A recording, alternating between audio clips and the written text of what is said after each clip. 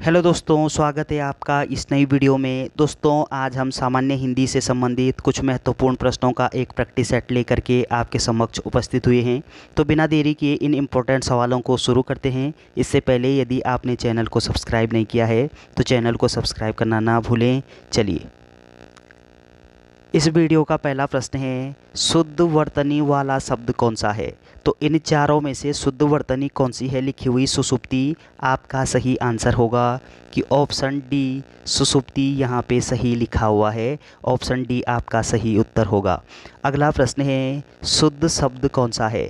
तो इन चारों में से सच्चिदानंद कौन सा शुद्ध लिखा हुआ है? आपका सही आंसर होगा सच्चिदानंद। ऑप्शन बी आपका सही उत्तर हो जाएगा। अगला प्रश्न है कि उत्तधनहार के योग से कौन सा शब्द बनेगा? तो उत्तधनहार ये किसका संधि विच्छेद होता है? आपका सही आंसर होगा कि उद्दार का संधि विच्छेद होता है। उत्तधनहार बराबर उद्दार। ऑप्शन डी आपका सही उत्तर दिया गया है। अगला प्रश्न है कि दृंगचल का सही संधि विच्छेद है। तो दृंगचल जो शब्द है, इस शब्द का सही संधि विच्छेद क्या होना चाहिए? इन चारों में से आपका सही उत्तर होगा कि दृक धन अंचल बराबर दृंगचल। ऑप्शन सी आपका सही उत्तर दिया गया है।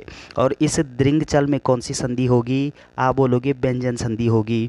उद्धार में कौन सी संधि होगी? आप बोलोगे इसमें भी व्यंजन संधि होगी। तो चलिए, अगला प्रश्न है, निम्नलिखित में से कौन सा शब्द स्त्रीलिंग है?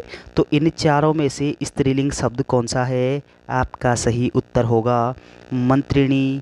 मंत्रिणी जो शब्द है ये स्त्रीलिंग शब्द है। ऑप्शन ए आपका सही उत्तर दिया गया है। बाकी ये जो चंचू है, छाता है, भक्त है, ये सारे पुल्लिंग शब्द होते हैं। मंत्रिणी यहाँ पे स्त्रीलिंग शब्द हो जाएगा। अगला प्रश्न है कि साम्राज्ञी का पुल्लिंग क्या है? तो साम्राज्ञी जो शब्द है, इस शब्द का पुल्लिंग शब्द बताना है आपको। कौन सा होगा? आपका सही आंसर है कि सम्राट। ऑप्शन सी आपका सही उत्तर दिया गया है। अगला प्रश्न है कि सभा में 20 लोग थे, इसमें विशेषण का कौन सा भेद है? तो सभा में 20 लोग थे, इसमें कौन सा विशेषण होगा?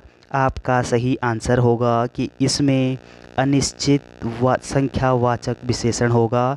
ऑप्शन डी आपका सही उत्तर दिया गया है। इसमें अनिश्चित संख्यावाचक विशेषण क्यों होगा? क्योंकि वाक्य कह रहा है कि सभा में 20 लोग थे, 20 लोग नहीं थे बल्कि 20 लोग थे। ऑप्शन डी आपका सही उत्तर होगा।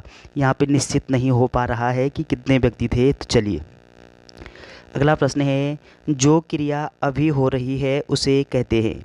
तो जो क्रिया अभी वर्तमान समय में हो रही है उस क्रिया को हम क्या कहते हैं? आपका सही आंसर होगा अपूर्ण वर्तमान। ऑप्शन बी आपका सही उत्तर हो जाएगा। अगला प्रश्न है कि कौन सा शब्द क्रिया विशेषण है? तो इन चारों में से क्रिया विशेषण शब्द कौन सा होना चाहिए? आपका सही आंसर होगा कि तेज जो शब्द है ये क्रिया विशेषण शब्द है। ऑप्शन ए आपका सही उत्तर होगा। अगला प्रश्न है, कौन सा शब्द अलग अर्थ रखता है? तो इन चारों में से अलग अर्थ रखने वाला शब्द कौन सा है? आपका सही उत्तर होगा कि शतद्रु। ये शब्द अलग अर्थ रखता है। ऑप्शन डी आपका सही उत्तर हो जाएगा। अगला प्रश्न है कि प्रज्ञा चक्षु का अर्थ है। तो प्रज्ञा चक्षु शब्द का अर्थ क्या होना चाहिए? आपका सही आंसर होगा कि प्रज्ञा चक्षु शब्द का अर्थ होता है विद्वान। ऑप्शन ए आपका सही उत्तर दिया गया है। अगला प्रश्न है कि अभ्यागत का अर्थ है। तो अभ्यागत शब्द का सही अर्थ क्या होना चाहिए? आपका सही आंसर होगा अतिथि। ऑप्शन सी आपका सही उत्तर दिया गया है। और अतिथि जो शब्द है ये इसकी शुद्ध वर्तनी क्या होती है? तो ये जानकारी भी आपको होनी चाहिए। चलिए, अगला प्रश्न है कि चमू का समानार्थी शब्द है। तो चमू शब्द का समानार्थी शब्द क्या होना चाहिए? आपका सही आंसर होगा सेना। ऑप्शन ए आपका सही उत्तर दिया गया है। अगला प्रश्न है कि सर्वरी का अर्थ है। तो सर्वरी शब्द का अर्थ क्या होता है? आपका सही उत्तर होगा कि सर्वरी का मतलब होता है रात्रि। ऑप्शन डी आपका सही उत्तर दिया गया है। अगला प्रश्न है कि शाश्वत का विलोम है। तो शाश्वत शब्द का विलोम शब्द क्या होना चाहिए? आपका सही उत्तर होगा नश्वर, ऑप्शन सी आपका सही उत्तर दिया गया है। अगला प्रश्न है, आगामी का विलोम शब्द है। तो आगामी का विलोम शब्द क्या होता है, अर्थात आगामी का उल्टा क्या होता है? आपका सही आंसर होगा विगत, ऑप्शन सी आपका सही उत्तर दिया गया है। चलिए अगला प्रश्न है, जो गणना योग्य ना हो उसको क्या कहते हैं? जो गणना योग्य ना हो उसको कहते हैं असंख्य, ऑप्शन सी आपका सही उत्तर दिया गया है। अगला प्रश्न है, दूर की सोचने वाला के लिए एक शब्द है। तो जो दूर की बात सोचता है उसके लिए एक शब्द क्या होता है? आपका सही उत्तर होगा दूरदर्शी, ऑप्शन बी आपका सही उत्तर दिया गया है। अगला प्रश्न है, मोक्ष की इच्छा करने वाला कहलाता है। तो मोक्ष की इच्छा करने वाला इसको क्या कहते हैं? आपका सही आंसर होगा मुमुक्षु, ऑप्शन सी आपका सही उत्तर दिया गया है। अगला प्रश्न है, वीर पुत्र को जन्म देने वाली स्त्री के लिए एक शब्द है।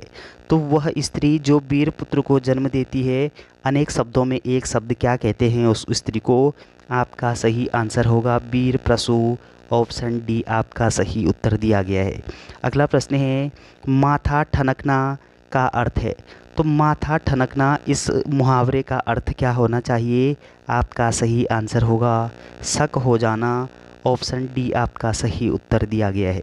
अगला प्रश्न है, आसमान से बातें करना का अर्थ है। तो आसमान से बातें करना इस मुहावरे का अर्थ क्या होता है? आपका सही आंसर होगा बहुत ऊंचा, ऑप्शन सी आपका सही उत्तर दिया गया है। अगला प्रश्न है कि का वर्षा जब कृषि सुखाने का अर्थ है। तो का वर्षा जब कृषि सुखाने, इसका अर्थ क्या होता है? आपका सही उत्तर होगा कि काम बिगड़ने पर सहायता व्यर्थ होना। जब काम बिगड़ जाता है तो उसके बाद सहायता व्यर्थ, ये यहाँ पे सही दिया गया है, ऑप्शन बी आपका करेक्ट होगा। अगला प्रश्न है, हाथ को हाथ ना सूझना का अर्थ है। तो हाथ को हाथ ना सूझना इसका अर्थ क्या होता है? आपका सही आंसर होगा घना अंधेरा होना, ऑप्शन सी आपका सही उत्तर दिया गया है। अगला प्रश्न है, थाली का बैंगन का क्या अभिप्राय है। तो थाली का बैंगन इसका अभिप्राय क्या है?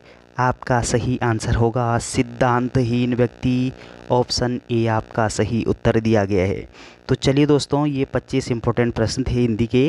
वीडियो अगर आपको अच्छी लगती है तो चैनल को सब्सक्राइब करना ना भूलें। Thanks for watching.